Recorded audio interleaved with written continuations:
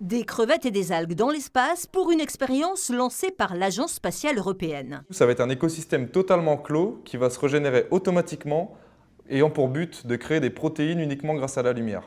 Un test qui pourra peut-être servir dans de futures missions extraterrestres pour assurer l'autosuffisance en protéines des astronautes, et ce, grâce à Arthur Werber. En 2024, cet élève ingénieur en aérospatial de 22 ans conçoit pour l'Agence spatiale européenne cette structure en aluminium qui rendra l'expérience possible. Et c'est au cours d'un stage dans l'entreprise Catlin de Bavinkov, spécialisée dans les éléments d'assemblage de haute précision, qu'il propose aux dirigeants de fabriquer les pièces de son prototype. On est parti d'un lopin en plein d'aluminium et monsieur sur la machine a directement usiné toutes les pièces et on vient extruder l'ensemble de la matière pour réussir à avoir une pièce qui devient creuse au fur et à mesure des passages. Car la structure doit répondre à un cahier des charges très précis pour être envoyée dans l'espace. Elle ne doit être ni trop rigide ni trop souple pour résister aux vibrations lors du décollage.